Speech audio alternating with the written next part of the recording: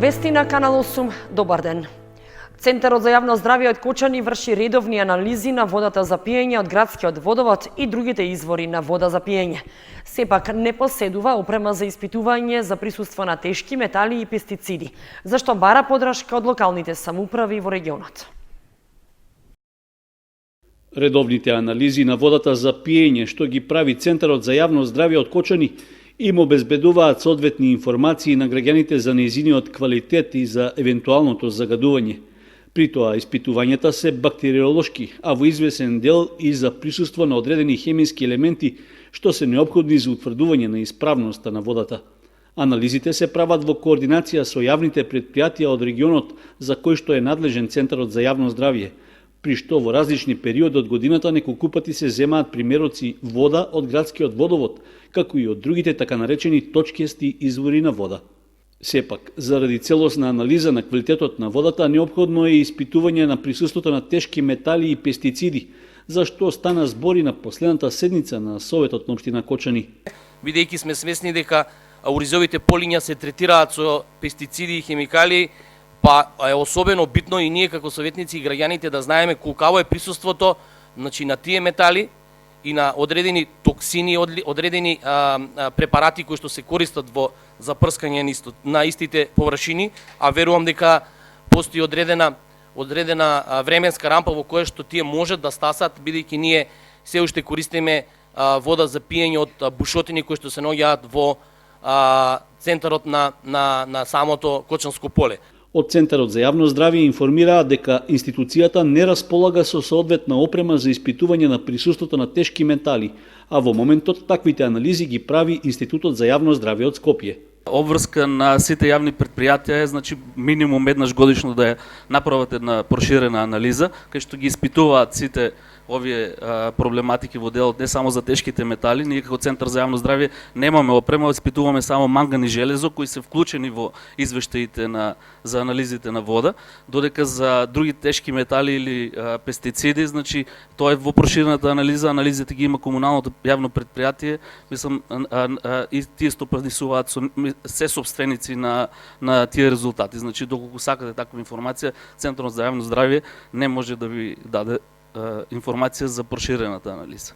Со оглед на важноста на информациите за евентуалното поголемо присуство на тешки метали во водата за пиење, беше речено дека Центарот за јавно здравје располага со стручен кадар, но нема соодветна опрема, за која бара подршка од локалните самоуправи за да ја набави. Не сме финансиски толку мокни да обезбедиме опрема, значи ние сме спремни да доколку имаме опремата и за испитување на тешки метали и за испитување на пестициди, значи да ги правиме тие анализи. Меѓутоа, таа опрема е многу скапа, сега доколку најдеме некој заеднички модус или интерес, ние пробавме преку одредени донации или меѓугранична соработка во минатото, меѓутоа никако да дојдеме до таа опрема, бидејќи не сме финансиски доволно мокни за да ја сами да ја финансираме таа опрема. Значи во иднина не само Кочани, бидејќи покриваме цел терен, ќе да направиме една иницијатива заедно со повеќето локални самоуправи што ги покриваме, значи да обезбедиме таква опрема за иднина, бидејќи имаме кадар што може тоа да го прави. Испитувањата на исправноста на водата за пиење во Кочани се прават во текот на целата година, за што од општинскиот буџет се издвојуваат и соодветни средства. Од комуналното претпријатие Водовод најавија дека податоците од анализите за присуство на тешки метали ќе бидат доставени во наредниот извештај до Советот на општината, со што ќе бидат јавно достапни и до граѓаните. Општина Кочани го заврши изготвувањето на решенијата за данок на имот за оваа година, пошто ќе им бидат поделени на даночните обврзници. Исто така, ќе се доставуваат и решенијата за комунална такса, зашто локалната самоуправа објави повик за пријавување на заинтересирани лица како доставувачи на актите. Секторот за финансии на Кочанската локална самоуправа го заврши изготвувањето на решенијата за данок на имот на граѓаните и правните субјекти. До 7 февруари е отворен повик за ангажирање на 20 невработени лица кои ќе ги доставуваат актите за потребите на општината. Лицата што ќе бидат ангажирани ќе вршат достава на решенија за данок на имот, на решенија за комунална такса и опомени за данок на имот или комунална такса. Со секое ангажирано лице општина Кочани ќе склучи договор на дело во согласност со членот 619 од Законот за облигациони односи. Заинтересираните лица треба да имаат завршено минимум средно образование, а пријавите со документацијата треба да се достават до едношалтерската канцеларија на општина Кочани или по пошта на адреса на локалната самоуправа.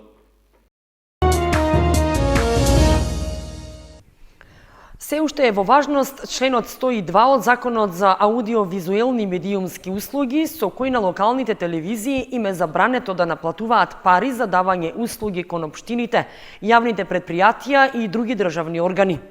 Иако со тоа се прави незаконска дискриминација и се отежнува опстојувањето на медиумите и покрај ветувањата, досега немаше промени во законските одредби. Членот 102 од новиот закон за Агенцијата за аудио и аудиовизуелни медиумски услуги, кој е на сила веќе една година, ја отежнува и така лошата состојба во која што се регионалните и локалните приватни медиуми и доколку истиот остане таков каков што е, многу брзо ќе се доведе во прашање опстанокот на овие јавни гласила, а воедно и ќе се намали транспарентноста во работењето на институциите. Ова е ставот на главниот и одговорен уредник на Телевизија Плюс од Куманово, Драган Ивановски, кој е член во управниот одбор на Сдруженијето на локални и регионални приватни радиодифузери Медиум Објектив. Имено, членот 102 гласи државните органи, органите на државната управа, јавните предпријатија, единиците на локалната самоуправа, јавните установи и институции, како и приватните лица со јавни овластувања и трговските друштва во целосна државна сопственост не смеат да предвидуваат средства за информирање и запознавање на јавноста со своите услуги или активности преку приватни радиодифузери.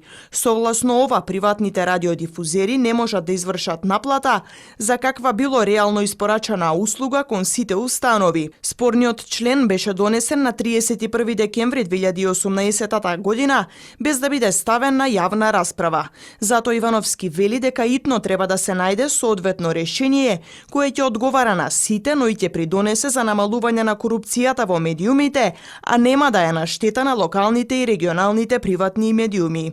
Ние се бориме за тоа корупцијата во медиумите да не е присутна и да се спречи, меѓутоа потенцираме дека за опстанок на локалните и регионалните медиуми е нужно тие да соработуваат со органите на локалната самоуправа, да можат да наплатат за реално испорачани услуги и при тоа на некој начин не да го обезбедат опстанокот, ама да имаат некој посигурен статус при што би можеле поизбалансирано да информираат и така да обстанат на пазарот и да придонесат за редовно информирање на граѓаните за оние проблеми што ги мачат, а се дел од нивниот секојдневен живот, нешто за што не информираат во никој случај националните медиуми, проблеми кои што можат да се чујат исклучиво на локалните медиуми. Ивановски посочи дека се согласуваат дека не треба наплатата да се извршува по основ следење активности на избрани представници, градоначалници, директори, но не треба да сеускратат средства и за реално испорачани услуги во вид на кампањи, објави, соопштенија, како и повеќе часовен ангажман за директен пренос од седниците на Советот, кој што веќе неколку години го прави Телевизија Плюс. Го споменам, например, Куманово газ, кое што нормално преку кампања треба да дојде до повеќе број на приклучоци, кои што ќе резултират и со поголема финансиска добивка за самото предпријатие. Доколку ние би работеле таков вид на кампања, би снимале видео спотови, истите би ги монтирали и потоа емитувале на нашата програма, се бориме за тоа исто да можеме и да го наплатиме. И секако нешто што најмногу ќе потенцираме од сега е сигурно важно пред се за транспарентноста на работењето на единиците на локална самоуправа, преносот на седниците на Советот. Моментално директниот пренос кој се емитува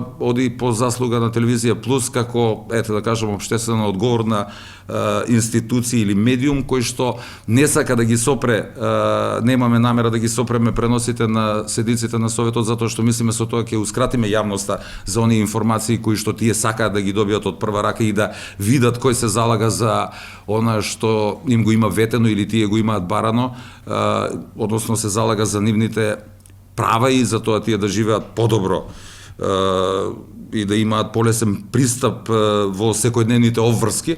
Значи, го вршиме тој пренос, меѓутоа по новиот закон би требало да прекинеме со тоа. Тврдиме дека со тоа сигурно ќе се намали транспарентноста во работењето на единиците на локалната самоуправа. За овој проблем веќе се одржале неколку средби со новинарските здруженија, но и со надлежните министри. Ивановски вели дека со Сдруженијето на новинари на Македонија имаат различно мислење на оваа тема, но се согласни дека треба да продолжат преговорите, додека од министерствата посочиле дека немаат проблем со промена на постоечкиот член и точна дефиниција, но бараат предлози. И поранешниот премиер Зоран Заев при последното гостување во емисијата Став на телевизија Плюс порача дека заради транспарентноста на институциите, но и опасноста од згаснувањето на локалните и регионалните медиуми мора да се најде решение за спорниот член. Советот и опозицијата нема да ги пренесе Сител, Канал 5, Алфа или не знам кој друг. Ќе ги пренесе само локалниот медиум. Така да ќе имат можност да има седници на Совет во живо. Да ги пренесувате макар и постфестум самите седници на Совет, да се слушне гласот на опозицијата. Така, ние веќе пренесуваме седницата на Советот на општината. Ама не може да платите ништо за тоа. Заради тој член 102 треба да си плати општината, заради тоа што тоа му дел од одговорноста за транспарентност према граѓаните. Второ, ако се гради, не знам, спортската сала во одредено село, а другите граѓани не знаат дека се гради таму спортска сала, треба да бидат информирани. Се прави улицата во центарот на градот или во периферијата, другите граѓани што живеат во други локации во градот треба да знаат за тоа. Тоа Сител, тоа Канал 5, тоа 24 вести, сите други национални телевизии или кабелски телевизии нема да го пренесат. Од тука доаѓа директната потреба за овој член 102 да се избрише, затоа што локалните и регионалните медиуми немаат и друг начин на свое обстојување. Тие имаат своји рекламички, помали компании тука што работат и слично, но ако сакаме да имаме транспарентност, сериозен фокус, дискурс и дебата во општеството, државата мора да ги најде начините да ги отстрани пречките за одржливост на самите медиуми. Деновиве и техничкиот премиер Оливер Спасовски најави дека се собираат мислења за измените на овој член, пошто веднаш следуваше реакција од Сдруженијата. Ивановски уште еднаш апелираше во име на Сдруженијето на локални и регионални приватни радиодифузери да продолжи дискусијата на оваа тема, да нема изречни забрани против измените, туку да се најде соодветно решение кое ќе им одговара на сите. 140 деца од ромска националност добија бесплатен наставен материјал преку Министерството за локална самоуправа и општина Виница. Активноста е во склоп на преземање мерки за подобрување на редовноста во наставата кај децата роми. Учениците во прво, второ и трето одделение од ромска националност добија прибор и наставен материјал за редовна настава, како една од мерките во подобрување на редовноста и квалитетот на образованието кај ромските семејства. Во рамките на локалниот акционен план, општина Виница заедно со Министерството за локална самоуправа на децата роми кои што посетуваат настава во двете основни училишта во општина Виница обезбеди 140 прибори за работа, а се со цел за подобра едукација и работење во наставно-образовната програма на овие дечиња. Меѓутоа, овие средства се обезбедени од Министерството за локална самоуправа во висина од 160.000 денари, каде што се направени обуки за родителите на децата роми се со цел за да посетуваат редовна настава во основните училишта во нашата општина. Во основното училиште Славчо Стојменски во Виница во тек се и други проекти за инклузија на децата роми во образовниот процес. Во нашето училиште има околу 140 ученици роми. Моментално работиме на проект, тоа е меѓуетнички културен центар. Тоа е проект на вклучување инклузија на деца кои што се надвор од образовниот процес. Проект во кој што добивме донација околу 21.000 денари, тоа е донација во спортски реквизити. Проект во кој ги вклучивме и родителите роми, како и родителите на учениците од македонска националност. И проектот е успешен. Имаме 3 ученици кои што ги вклучивме, кои што беа надвор од образовниот процес, сега се вклучени во редовната настава. Со вакви и слични активности има голем напредок во однос на подобрување на редовноста во наставата кај децата роми, а директорот Иванов рече дека со вакви напори и труд ќе продолжат и во иднина, со цел сите деца редовно да посетуваат настава и да се стекнат со потребното образование. 6 волонтери од Сдруженијето Павел Шатев од Кочани учествуваа во проектот на Еразмус Плюс програмата за младински размени во други земји. Успешно ја представија државата во Киелце, Полска, каде учествуваа во работилниците на темите толеранција и ние сме различни. Освен тоа, ја представија и македонската кујна и традиционалните јадења. Учесниците волонтери од Сдруженијето Павел Шатев од Кочани се вратија од 10-дневната активност како дел од проектот на Еразмус Плюс програмата за младински размени. Младинската размена се одвиваше во Киелце, Република Полска, каде учествуваа млади лица од 17 до 30 години од различни земји. Представници од Македонија беа 6 учесници од Сдруженијето Павел Шатев од Кочани, кои во текот на престојот во Полска ја представија македонската традиција, кујна и специјалитети, но учествуваа и во активностите кои беа организирани таму, а се однесуваа на толеранцијата во својата држава, како и искуства во областа на театарот со подготовка на своја представа. Македонскиот тим беше составен од учесниците Александар Крстев, Иван Данилов, Кирчо Соколовски, Мила Велкова, Марија Симеонова и Јована Благонова, кои на крајот добија сертификати за учество во проектот. 6 членови од Кочани од невладината организација Павел Шатев бевме на 10-дневна младинска размена во Полска. Нашата цел таму беше да ја представиме Македонија, односно колку е зголемена толерантноста во Македонија и војно да представи македонската кујна. Текот на дневните активности имавме и часови од професионална актерка, дипломирана на Универзитетот во Москва. Тоа за нас представуваше огромно искуство и се стекнавме со голема самодоверба. Освен ние, како учесници од Македонија, исто така во младинската размена во Полска учествува и млади луѓе кои што беа од Шпанија, Литванија, Естонија и Полска. Ние таму престојувавме 10 дена и за овој 10-дневен престој се стекнавме со многу големо искуство како да глумиме во театар, кој што подоцна и го прикажавме во главниот театар во Киелце. Исто така имавме и голема публика на која што подоцна дискутиравме и тие ни кажаа дека ова им било и за нив големо искуство и дека им се допаѓала нашата представа. Исто така ние бевме таму и како представници на нашата толеранција во Македонија и имавме и можност да ја покажеме македонската традиционална кујна, која што исто така им се допадна на сите представници. Организатор и лидер на проектот е Благој Ристов, председател на Сдруженијето Павел Шатев од Кочани. Освен активностите, учесниците имаа можност да прошетаат и да ги видат убавините на Киелце, како и на Будимпешта на одење и Нови Сад на враќање од младинската размена. Сдруженијето Павел Шатев постојано работи на вакви активности кога млади лица може да се вклучуваат и учествуваат во младински размени во други земји, каде што учесниците споделуваат искуства во различни земји. Ваквите младински размени се и можност плюс за совладување на англискиот јазик. Следна активност од овој проект Сдруженијето Павел Шатев ќе ја организира во Малага, Шпанија, која треба да се реализира од 11 до 18 март 2020 година, а може да се пријават млади лица на возраст од 16 до 18 години.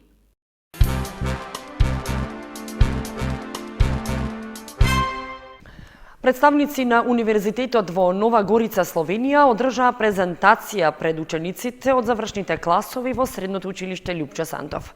Тие го представија нивниот универзитет и истовремено им ги објаснија на учениците условите за студирање во Словенија.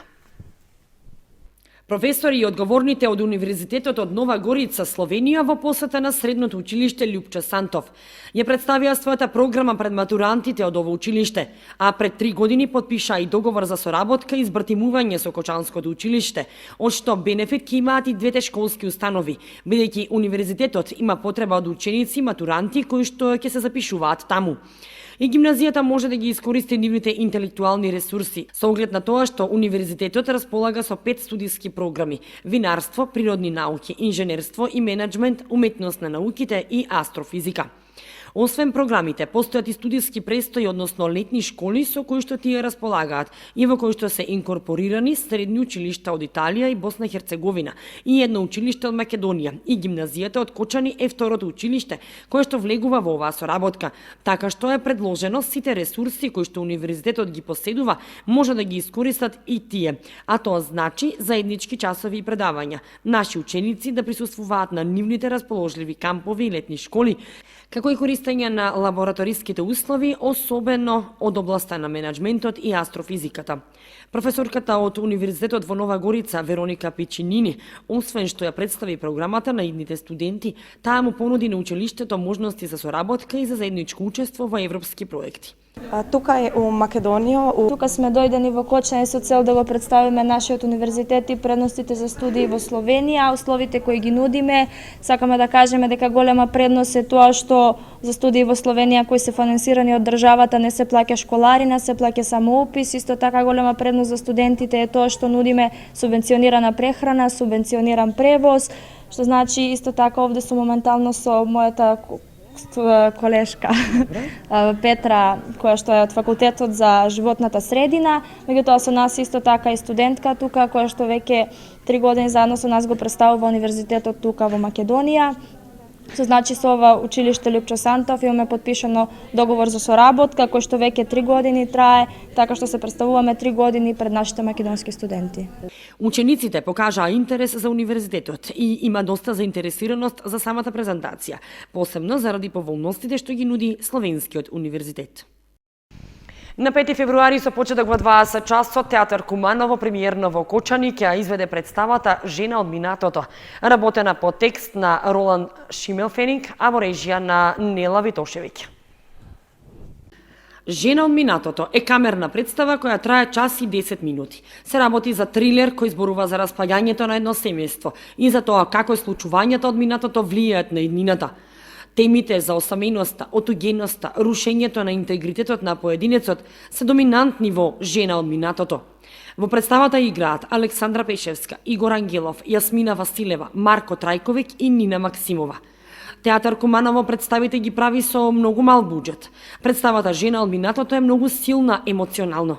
Напишана е како психолошка драма, а актерите ја форматирале во еден вид трилер и направиле сериозни психолошки карактери кои се втемелени во една современа стилска структура. Роланд Шимелфенинг е еден од највозбудливите гласови на модерниот театар. За него слободно може да се каже дека е моментално најиграниот и најпоставуваниот современ автор во Европа. Во Кочани премиерно ќе биде одиграна на 5 февруари во Центарот за култура Бели Мугри со почеток во 20 часот и тоа само со едно емитување. Влезот е 100 денари.